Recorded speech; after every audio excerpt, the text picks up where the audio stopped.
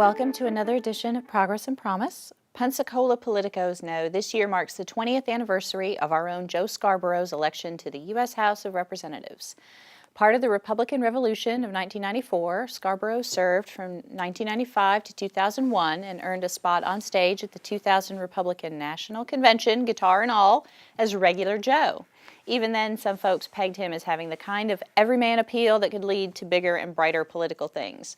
Joe left Congress in September of 2001 and joined a local law firm, then dabbled in weekly newspapering and other endeavors. In April of 2003, he got a gig on MSNBC hosting Scarborough Country, which aimed to serve as a counterpoint to that network's left-leaning tendencies.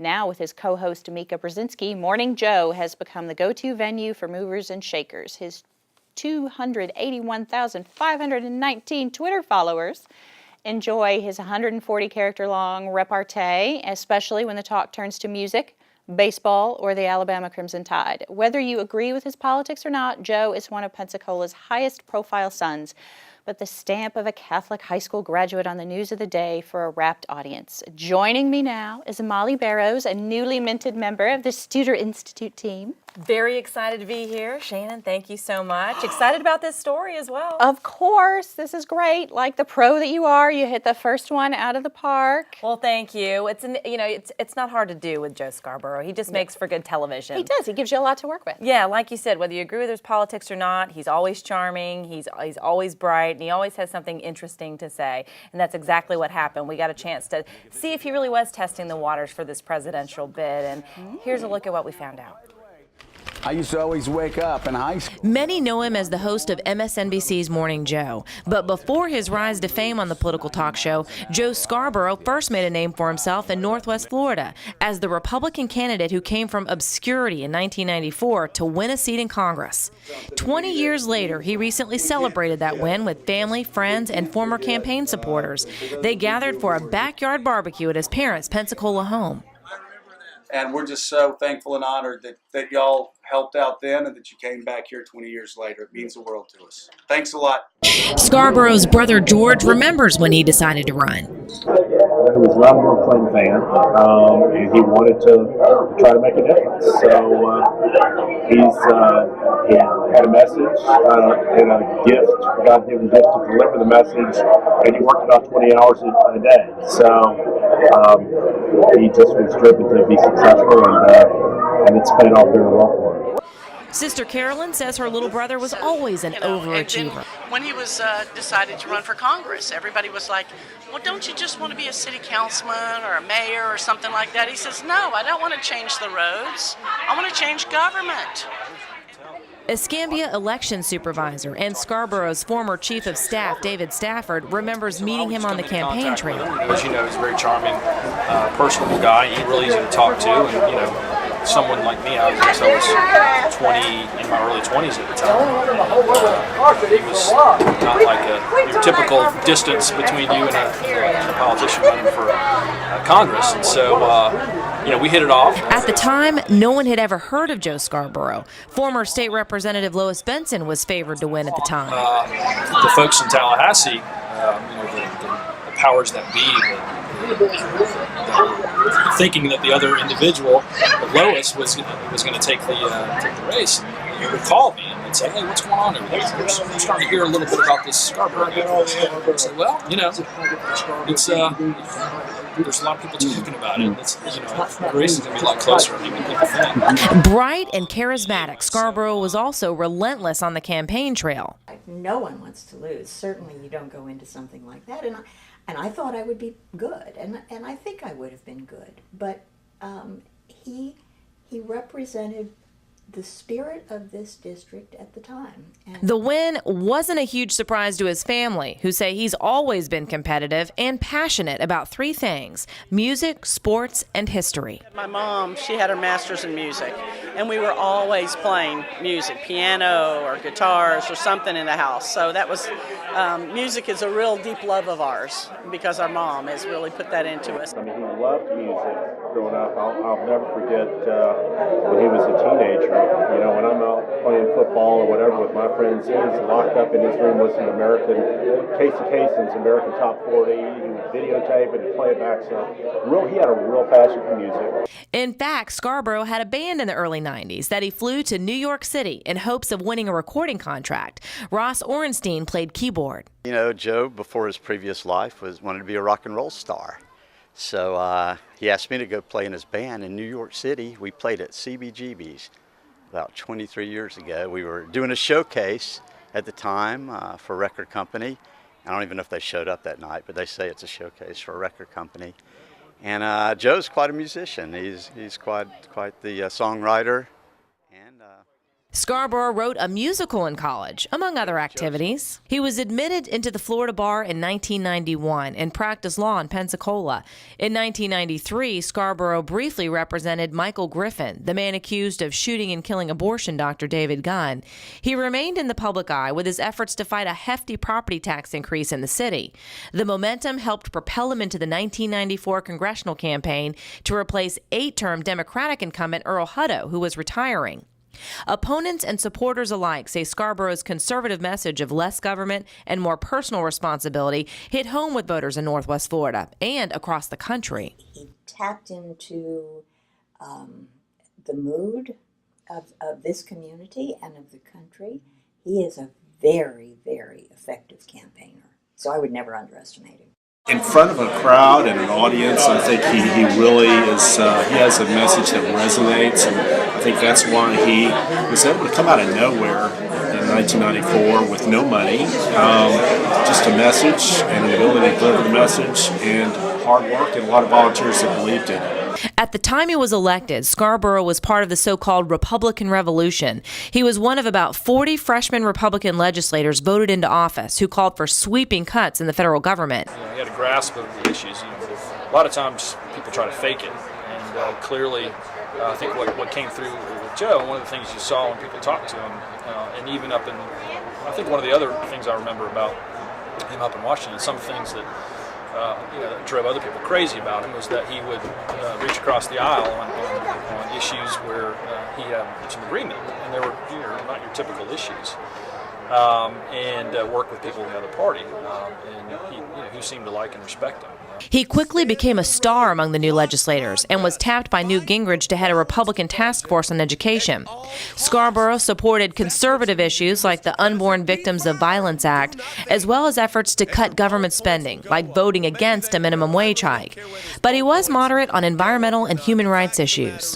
There's this caricature of him as this, right-wing conservative Republican, which certainly, in his core is what it is, but he certainly on differing issues, environmental issues and whatnot, he was kind of all over the map on some of that stuff, and so that made it exciting. And the guitar playing, it continued in Washington, even at the Republican National Convention. One of the fun parts was, I don't think there's probably too many other staff members who would work during the day and studying legislation and trying to help get things done, and then at night go play rock and roll music. So I was filled in as drummer a couple of times for him. We recorded music and stuff like that. So that was really fun. But it all ended in 2001, when 5 months into his 4th term, Scarborough abruptly resigned, saying he needed to spend more time with his children. Northwest Florida voters were forced to head to the polls for a special election to replace him. He addressed that at the 20th anniversary celebration. When I had to come home, I didn't exactly come home the way I wanted to come home. But I always told people getting out of Congress was the hardest decision I ever made in my life professionally. But it was the easiest decision I ever made personally. Thanks for coming back. So, Molly, the $64,000 question, was it just a barbecue? I think it was more than a barbecue, Shannon. Really? When he first walked in the door at his parents' house, of course, there were the family there to meet you, friends, volunteers, but it definitely had the feel of a political rally, because off to the side you had your tumblers that said, "I was there in '94," the T-shirts that said, "I was there in '94," red, white, and blue. So maybe you could be there in 2016? Absolutely, that seemed to be the hint. So when I asked Joe about it, which you'll get to hear, of course, his response in just a second, but he was saying that no, it was just about having ribs and hanging out with friends and remembering how it all started some 20 years ago. When you talk to his family, you get a little bit of a different answer. And the other part that's interesting is whether or not his role on MSNBC would help or hurt his chances in a legitimate bid for president. Well, you know, I think there is an argument, too, that if you really want to have influence on the national discourse, he's got a pretty great stage for that right now. Exactly. And the thing that came up consistently when I talked to political veterans that are familiar with Joe, when I talked to his family, when I talked to his friends, they all say he likes to think of himself as an open-minded guy. He likes to reach across both sides of the aisle and find that common ground. But that's difficult to do when you're running for president, especially if you're trying to get the nomination for the Republican Party. They don't want to see you compromise on a lot of those core issues. Certainly not in the primary, where it's very much running off to the right and then back to the center for the general. Exactly. So a lot remains to be seen. He says he hasn't completely ruled it out. It's more of a wait and see status. He said right now he's not thinking about it, but you take a listen and judge for yourself. Joe Scarborough moved from Congress to a successful media career as the host of MSNBC's Morning Joe. Now it appears he's considering another go at politics, possibly even a run for president in 2016. Scarborough denied it for the most part at a recent gathering to celebrate his congressional win 20 years ago, but the event seemed a lot like a small political rally. So everybody's here, 20 years older, but very excited. Yeah. Well, I guess there was some discussion that maybe this would be a little bit of testing the waters to see if there would be support for a political run, whether it's for a presidential nomination or anything else. No, not today. This is about having ribs and thanking friends. Absolutely. So, well, what are your political aspirations? I don't know. You know, I'm asked the question a lot. Every couple of years, the Republicans come to me and ask me to run for Senate, whether it's, you know, in Florida or New York or Connecticut. It seems like they pick a different state every time they come and talk to me. And I always tell them the same thing. I've got a job that I love, and now's not a good time to get back into politics. At some point, when the time is right, I'll get back into it. His family says he's never given up on the idea of future public service. I know it's been a dream of his, and I know that when the time is right, he will make a move. Me personally, I would not like to have to deal with balancing the budget right now and taking care of some of the challenges that are there in that office. But if anybody could do it, Joe could. Scarborough is seen by many as a Republican who's in touch with the middle class, conservative at his core, but moderate enough to reach across the political aisle. Some, including Scarborough, believe that's exactly what the Republican Party needs.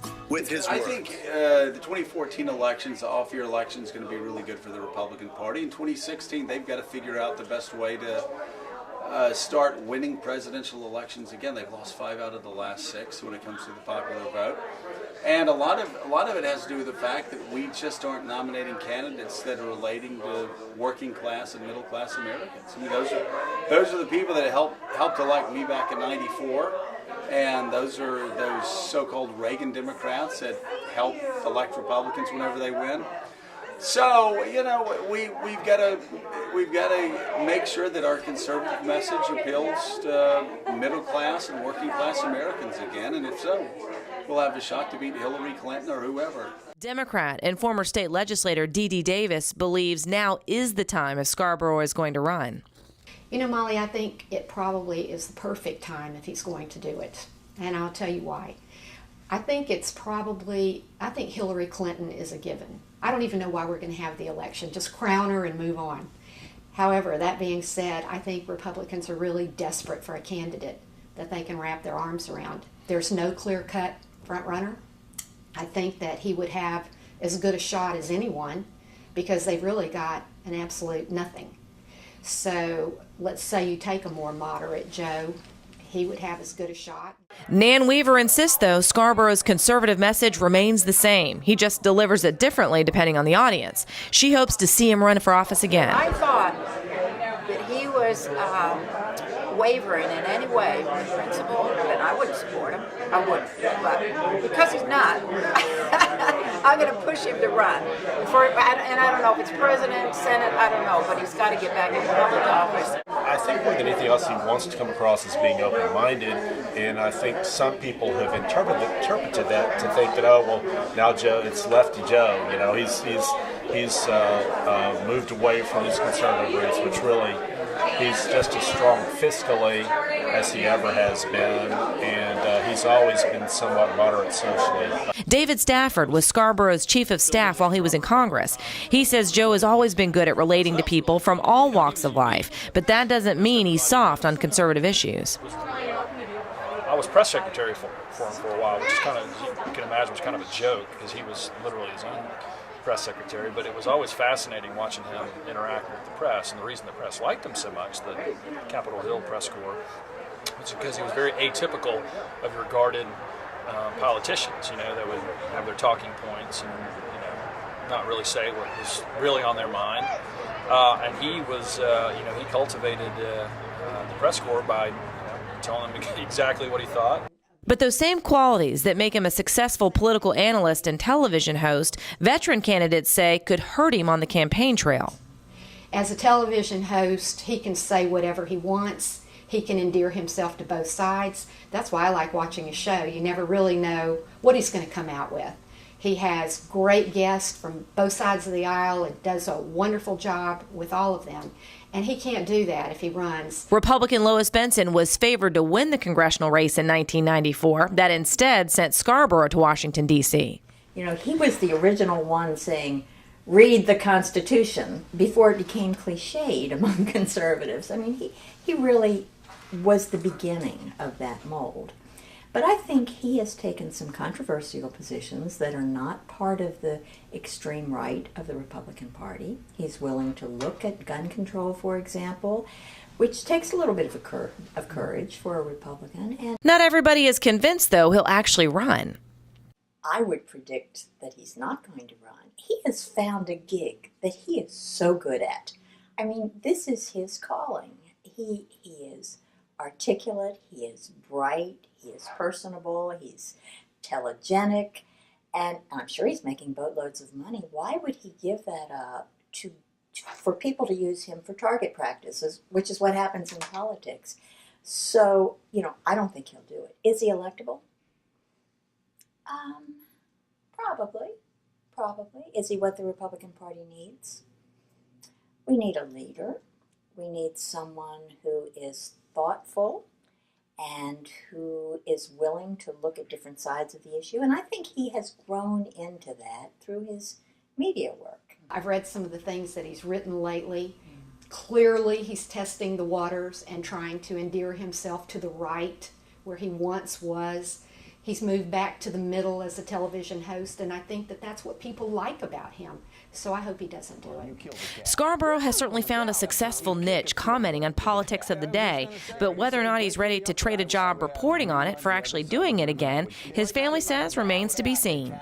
I think all of us sort of see it as kind of something kind of pie in the sky type of thing right now, but he's always had the ambition. Once I knew that he was ambitious to go into politics, I knew that there was no limit to those ambitions. So I think if the timing is right and his message is right, I think he'll be open to the possibility, and we'll sort of be there to support him. I'd love to have dinner in the White House. Supporters and detractors both agree Joe Scarborough's got the charisma and appeal to run for the presidential nomination in 2016, but he's the only one who knows yet if he will. I'm just not thinking about it right now, but we'll see. Joe Scarborough is uniquely suited to tell the larger Republican establishment that it needs to change its tune. He is a great messenger for the idea that you can't just be the party of no. You've got to find things to say yes to. Otherwise, you run the risk of becoming a caricature of that finger-wagging, grouchy oldster hollering at people to get off his lawn. Joe is the son of the South who wears his Alabama fandom proudly. He signed the contract with America. He had a 95% lifetime approval rating from the American Conservative Union. He can gush with F. Murray Abraham about what a talented filmmaker Wes Anderson is, and he has refereed epic Twitter battles among his followers about the best Elton John, Bernie Taupin composition or the cream of the crop of 90s rock, which FYI, Right Here, Right Now, and 1979 are among the songs that Joe says top his list of favorites. Joe is from Pensacola, where we often excel at no. If anyone can offer insight into how to counter the no, it ought to be Joe. We can whip together a Facebook page or a petition in an afternoon to tell you what we don't want. In the last several months, everything from the city's ill-advised blanket ban to a Dollar General store on Summit Boulevard to a probation office near North Hill to the film crew of Party Down South has been overturned, rejected, or run out of town. Those things are easy to be against, but Pensacola can take a no and turn it into an art form. We sometimes use no to shun people who aren't from around here when their ideas about change seem to cut a little too close to home. We love the tourists and their walking around money, but when it comes to turning those visitors into citizens, we find our population growth flat and our entrepreneurs seeking out other zip codes because the bureaucracy is less cumbersome and the atmosphere more welcoming to folks who come from elsewhere. I've said before, and I'll say again, this place does not have to be your hometown for you to want to make it your home.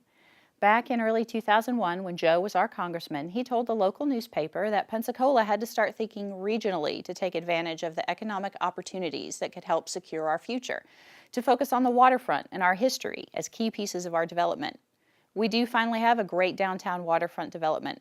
It only took 10 years and 2 referendums and 1 lawsuit against the developer and a state law requiring public bodies to let citizens speak to them at meetings to get there. We are taking greater steps toward marketing over 450 years of history to the cultural heritage tourist. But we do still need to do more. We struggle to collaborate on substantive economic development, as evidenced by the fact that one jobs announcement at the Pensacola airport last year spurred press releases from 4 separate public officials. And some sound bites that sounded an awful lot like taking your ball and going home. We do know well here. What we need to do better is yes. We need to respond with the same passion we had for kicking Party Down South off the beach as we do to the call for community and parental involvement at Warrington Middle School. We need the enthusiasm we had for lifting the blanket ban to be applied to the call to help a city task force come up with meaningful, long-term solutions to the issue of homelessness. We need the passion stirred by something like the Summit Boulevard Dollar General or the DOC Probation Office to be applied to a serious look at the comprehensive update of zoning and land use guidelines community-wide, not just block by block. Joe's advice for the national GOP is good for our little slice of paradise by the sea, too. Thanks for joining us. Check us out online at progresspromise.com, like us on Facebook, and follow us on Twitter at @OurProgressNow. We'll see you next time.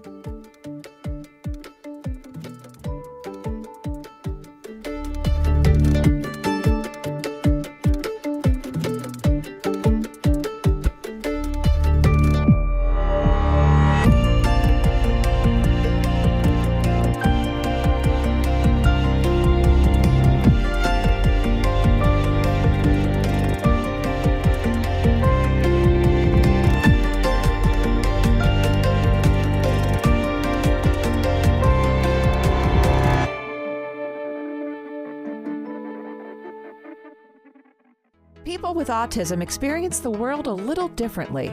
Things seem louder, brighter, faster. It can be overwhelming. You might see them rocking or flapping their hands to relieve stress. It's no big deal, just stimming. And if they look away or seem distracted during a conversation, they're not ignoring you. Maybe eye contact just isn't their thing, or they need a little longer to gather their thoughts. Learn more about autism. It's a different kind of different. Visit autismpensacola.org.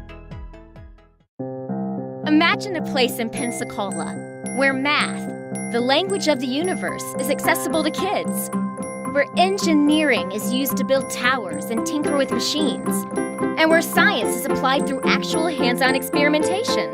This place has all sorts of other fun stuff that comes alive and gets brains working. It's called the Pensacola Mess Hall, and it's all hands-on science. Visit us online or call 1-877-YES-MESS. Pensacola is moving forward. For decades, we've been looking at the horizon, gathering the pieces, laying the foundation for a brighter future. Now that horizon is upon us. The pieces are in place. It's time to put them together, to bring this community together and build something greater than the sum of its parts. Out of many, us. Pensacola.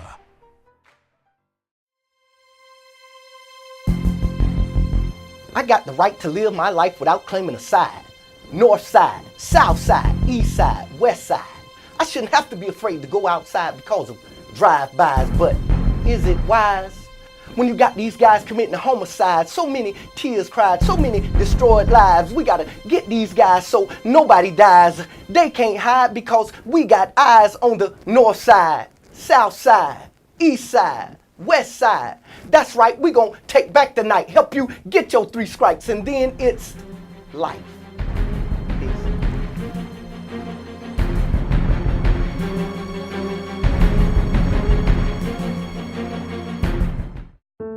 Last year alone, the Gulf Coast Kids House served nearly 1,800 child victims of severe physical and sexual abuse. We provide a place where children can be interviewed without having to go to a police station, can be examined by a doctor without having to wait in an ER, and can receive counseling in a safe, healthy environment. They're our children, our future. Help them heal by supporting the Gulf Coast Kids House.